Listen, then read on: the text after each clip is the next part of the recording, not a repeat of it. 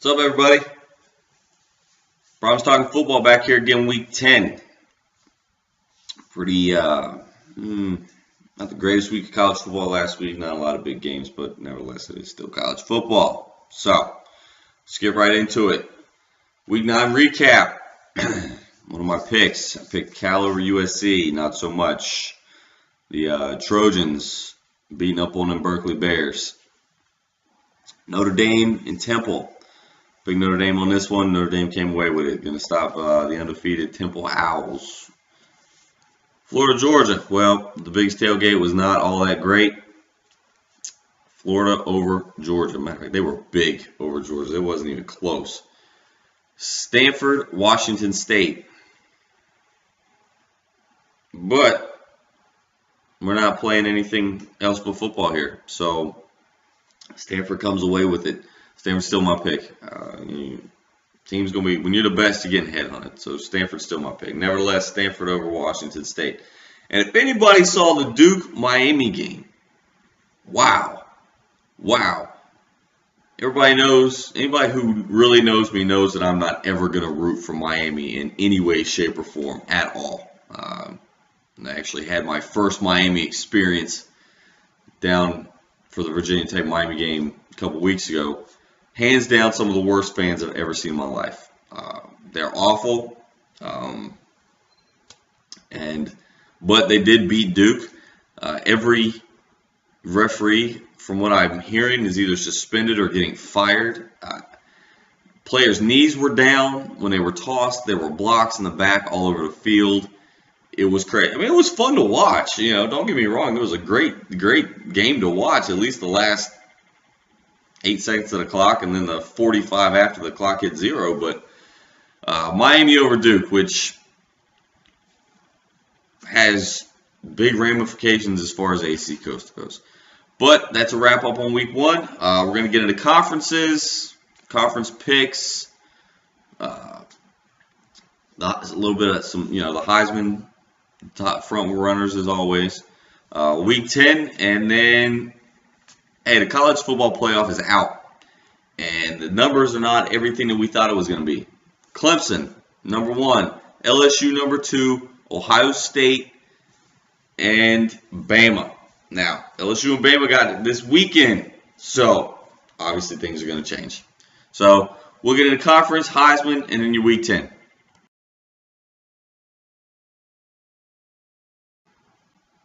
Now, I know all year that I've been talking about racking and stacking conferences as far as, where they list as far as being number 1. I'm not going to do that anymore. We got the playoffs coming. It's almost the end of the year.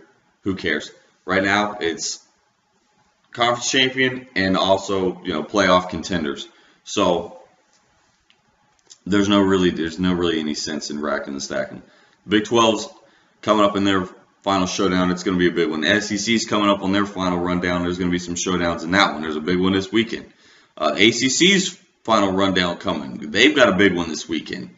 The Big 10, they've got some big ones coming up down the stretch. So a lot's going to change. We're not really worried about it. We're about the playoffs and who's going to win the conferences. Obviously, the SEC, and some people are still going to hate me for this, I still have to go Alabama. It's Alabama, okay? They might not win in the playoffs, but I still think that they're going to win the SEC. I think they're still a favorite to win the SEC. I picked them to win the SEC at the beginning of the year, okay? Out of the Pac-12, I picked Stanford at the beginning of the year. Now, after week 1 when they lost Northwestern, I was thinking, oh, shit, bad choice there, Ben. But, nevertheless, still picking Stanford to run a Pac-12. I think that,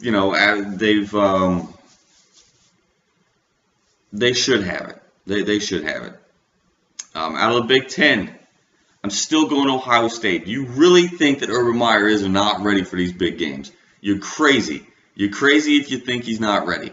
The whole TJ Barrett situation, once again, dumbass, but whatever. They're going to figure that out. And that's right, they still have Cardell Jones. So, the three-headed monster. If not, pull Braxton Miller off the receiving core, let him go back there and play quarterback. Ohio State's going to be just fine. Okay, whether or not Barrett's in the game, whether or not Jones is in the game, and like I said, they want to put Miller in the game. Ohio State will be just fine. And Ohio State should win the Big Ten. The Big 12. Now, with Baylor losing their quarterback, it's big. People are still saying that Baylor is, they're one of the first two out in the college playoffs. Notre Dame and Baylor are still the first two out of the college playoffs. Whatever. I'm picking TCU. Trayvon Boykin is still, I think, one of the best quarterbacks in college football right now, and I think that they're going to win the Big 12.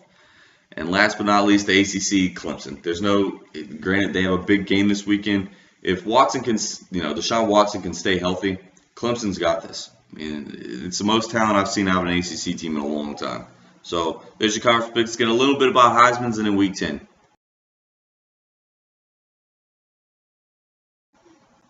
Everybody who's watched my videos all year, you know who my number one front runner is. As far as style points and stats, Leonard Fournette. There's no question there. There's absolutely no question there. He's it. And he's a sophomore, so we get him for one more year, and I still think he could be a potential double Heisman winner. His game against Alabama this weekend is going to go a long ways. If LSU can pull off the win, now it's going to be huge. If they can pull this win off, and Fournette can have a showing, you might just stamp his Heisman. You might just stamp the plate for the statue. Okay, it's going to be that simple. Now, Ezekiel Elliott is up there. I'm not real sure. I've left him up here, but he's still that good. He's been lurking around. He's still 100+ every game. Touchdown, 2 touchdowns, 3 touchdowns, whatever. Okay, Ezekiel Elliott is still one of the best tailbacks in college football. Okay, with Nick Chubb out, it's either Fournette, Derrick Henry, Ezekiel Elliott, or I'm going to say this, my boy from Stanford, McCaffrey. Okay, so with that being said, McCaffrey is going to be my number 3. Okay, he's not a huge showing over against Washington State, but that was their plan, was to bottle him up, because when you bottle him up, you force Hogan to go somewhere else, and it is what it is. But McCaffrey is still a beast, and he's still going to be putting up numbers for the rest of the year. So maybe a dark horse, maybe something to watch if you don't watch West Coast football a whole lot. I don't often, but reading stats, reading stories, reading articles, this, that, and the other. I had to check the kid out last week. He's still a beast. He plays punt return, kick return, tailback, whatever. The kid's out there the whole time. Trayvon Boykin from TCU. Come on, give the kid credit. He's a runner, he's a passer, he's smart. He's got some all-stars around him to make him look that much better, but so did Joe Montana, so did Terry Bradshaw, so did every other badass quarterback that has ever been. They always have star-studded individuals around him. I mean, look at Lionheart and USC in the early 2000s or whatever it was. He had a group. Around him, and everybody else. Bradshaw in the NFL. You had John Stallworth, Lynn Swann. Yeah. Receivers complement their quarterback. But once again, you have to have somebody to throw you the ball as a receiver. Okay, you can be badass, but if you ain't got nobody to throw you the ball, then you ain't got it. So Boykin. And last but not least, Derrick Henry. Now, my top Heisman pick and my bottom Heisman pick are going to be going at it this weekend. So, room for change here? Possibly. We'll see what comes of the Alabama-LSU game. Huge ramifications. Huge. And it's a big SEC West showdown, not to mention they hate each other.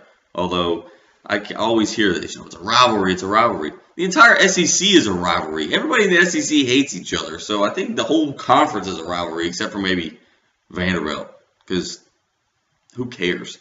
But that wraps it up for your Heismans. Let's get into Week 10 picks.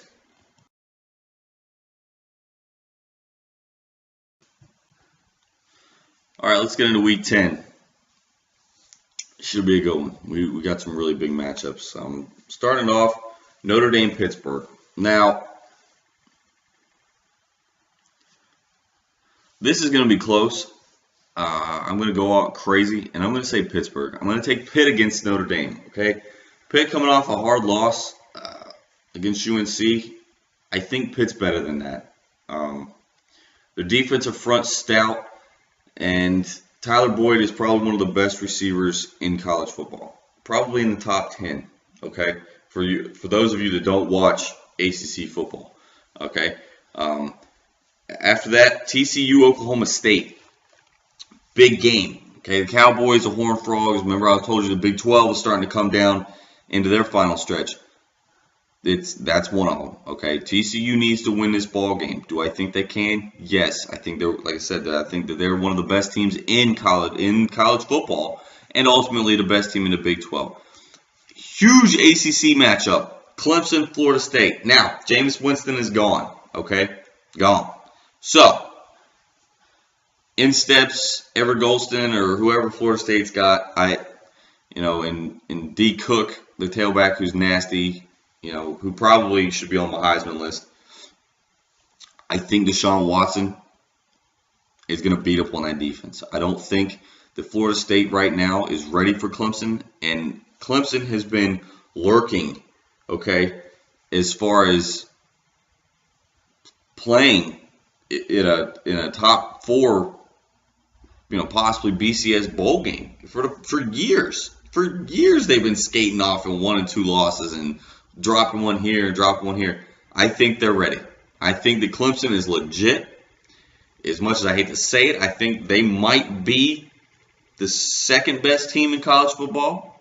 I'm not going to put them at number 1, but I think they might be the second best team in college football, and they should beat Florida State. I'm taking Clemson. Take a TCU over Oklahoma State. Utah, Washington. Washington always seems to beat somebody. I don't know how, but they always seem to. Utah is going to stay with it. Booker's going to have a big game. Utah over Washington. Michigan State, Nebraska. Now, when Nebraska joined the Big Ten, they were supposed to be this. Nebraska just hasn't been the powerhouse team that they were in the 90s. Okay, it's just that simple. Or do I think that they ever will come back to that? I don't think so. Who wants to go to Nebraska to play football? I mean, first off, nobody wants to go in the middle of nowhere and play football. We need to be warm at the beach or somewhere up in the Northeast, playing Big Ten football, or in Texas. I mean, that's honest. That's. Come on, let's go. So Michigan State, big. I think they're going to beat Nebraska big. Ole Miss, Arkansas. Now, Arkansas is another one of those teams that always seems to beat somebody. Ole Miss isn't as great as everyone thought. They got question marks on their defensive lineman coming back.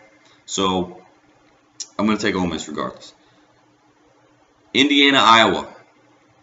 Now, Indiana's getting a tailback back. I know he's kind of been banged up after the Ohio State game with his ankle and his knees. I don't think it's going to matter. Iowa. Houston, Cincinnati. Now, this might be a high-scoring game because from what I can look on notes and from what I've seen, neither one of these teams really play defense. Okay, so look for this to be a high-scoring game. I'm going to take Houston. And last but not least, the big game of the week. LSU, Alabama. Now, there's going to be keys to both sides of this. LSU can contain Derrick Henry and force Alabama to throw the football more than they want to. LSU should win this game. Now, on the flip side, if Alabama could get Derrick Henry running, keep Leonard Fournette under 120 yards, and keep Harris from throwing multiple touchdowns or deep balls to Dupree or whoever else he slings the ball to, if they can keep Harris somewhat under wraps and force turnovers, at least 2, Alabama will win this game. I'm going to take Alabama to win this game. I don't think LSU is ready. They're young. They're very, very, very young, okay? Let's just remember here. Harris, sophomore. Leonard Fournette, sophomore. The secondary in LSU is relatively young. I called it last year. I talked about it at the beginning of this year. Not yet. Next year, LSU should be number 1 coming straight into the polls. should be number 1 coming straight into the polls. Now, Alabama's already got an SEC loss against Ole Miss. So, if LSU can pull this win, they might be sailing all the way to the SEC championship. Okay? So, I'm going to take Bama. A lot of people are going to hate me for that. It is what it is. Okay? But, nevertheless, that's your Week 10. Now, college football playoff has come out. Number 1, Clemson. Number 2, LSU. Number 3, Ohio State. And number 4, Alabama. Clemson plays Florida State this weekend. They win that, you better believe that they're going to stay at number 1. Ohio State, they're good. 2 and 4, LSU, Alabama. Somebody's going to drop. Baylor and Notre Dame are sitting back as the first one's out going like a bunch of hungry dogs waiting for this one. It's going to be a good week. Some good games. I'm excited to watch. Everybody have a great weekend on Week 10. And I'll see you back here next week.